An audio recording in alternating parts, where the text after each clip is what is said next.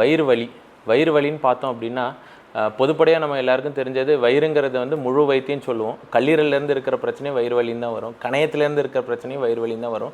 பெருங்குடல் சிறுமலக்குடலில் இருக்கிற பிரச்சனையும் வயிறு வலின்னு தான் வரும். இது இல்லாமல் பார்த்தீங்கன்னா கிட்னி உள்ளே இருக்குது. ஸோ அதுலேயும் வயிறு வலின்னு தான் வருவாங்க. ஸோ காமனாக வயிறு வலிக்கு பார்த்திங்கன்னா நிறைய காரணங்கள் இருக்குது. வயிறு வலிக்கான எக்ஸாக்ட் காரணம் என்ன அப்படின்னா எந்த மாதிரியான வலி, எந்த நேரத்தில் வலி, சாப்பாடோட கூடுதா குறையுதாங்கிறத பொறுத்து வலிக்கான காரணங்கள் மாறும். வயிறு வலி வாந்தியோடு வருது, சாப்பிட முடியாமல் இருக்கிறது, இல்லை ரத்த வாந்தியோ இல்லை மலத்தில் ரத்தமோ வருது அப்படிங்கிறதுனா அதை சீரியஸாக பார்க்கணும். எடை குறைவோடு இருந்துக்கிட்டே இருக்குது, விழுங்குற திறன் குறைஞ்சிக்கிட்டே இருக்குது அப்படின்னா அதை நம்ம உடனே பார்த்துக்கிறது நல்லது. இதுக்கான பரிசோதனைகள்னு பார்த்திங்கன்னா ஆரம்ப கட்டமாக மருத்துவர் அணுகி பரிசோதனை பார்க்கணும். இல்லை ஒரு சில ரத்த டெஸ்ட்டுகள் பார்ப்போம். அதுக்கடுத்தது தேவைப்படுற நோயாளிகளுக்கு அல்ட்ராசவுண்ட் ஸ்கேனோ சிடியோ பார்ப்போம். அதுக்கப்புறமேட்டு ஒரு சில பேருக்கு எண்டோஸ்கோப்பி பரிந்துரை செய்வோம். ஸோ இது பண்ணுறதன் மூலமாக நம்ம அதுக்கான காரணம் என்னங்கிறத கண்டுபிடிச்சி நோயோட தீவிரம் என்ன ஸ்டேஜில் இருக்குங்கிறத பார்த்துட்டோம். அதுக்கான எக்ஸாக்ட் காரணத்தை அறிஞ்சு போகும்போது ஈஸியான முறையில் க்யூர்னஸ் கிடைக்கும். இதுக்கு ரெண்டுமே சரியான பதில்.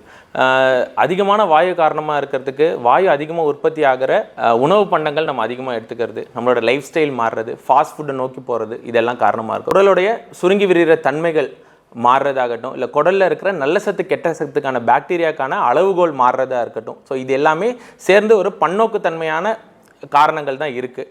அதே மாதிரி எரிவு அப்படிங்கிறது பார்த்திங்கன்னா அசிடிட்டி, அமிலத்தன்மை கூடுறது. ஸோ அதனால தான் அந்த ஒரு எரிச்சல் இருக்கும், ஒரு ப்ளோட்டிங் சென்சேஷன், வயிறு உப்புற மாதிரி இருக்கிறது, நெஞ்சில் எகுத்தளிப்பு வர்றது, வயிறு எந்த நேரமானாலும் ஒரு சிரமம் சிக்கலோடு இருக்கிறது, சாப்பாடை பார்த்தா பசி எடுக்கும், பட் ஆனால் 2 வாய் வச்சாலே உடனே குடல் அமைதிப்படுத்துகிற மாதிரி சாப்பிடவே முடியாமல் இருக்கிறது. இதெல்லாம் அதோடைய அறிகுறிகள். அது என்ன காரணங்கிறதுக்கு ஏற்ற மாதிரி ஒன்று மோஷன் டெஸ்ட்டோ, இல்லை சிடி ஸ்கேனோ, இல்லை பிரெத் டெஸ்ட்டோ, இல்லை எண்டோஸ்கோப்பியோ, இதுக்கான இதை போட்டுட்டு நம்ம அதுக்கேற்ற மாதிரி வைத்தியங்களை பார்க்குறோம். அப்படிங்கிற பட்சத்தில் இது தீர்மானமாக சரியாகும். கல்லீரல் நோய் இருக்கிறவங்களுக்கு பார்த்திங்க அப்படின்னா பொதுப்படைய அசதி இனிஷியலாக ஆரம்பிக்கும்.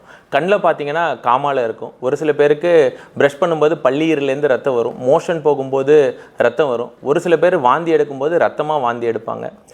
வயிறில் நீர் சேர்றது, காலில் நீர் சேர்றது, வயிறு உப்புசமாக இருக்கிறது, மலச்சிக்கல் இருக்கிறது, மூளையில் குழப்பங்கள் வர்றது.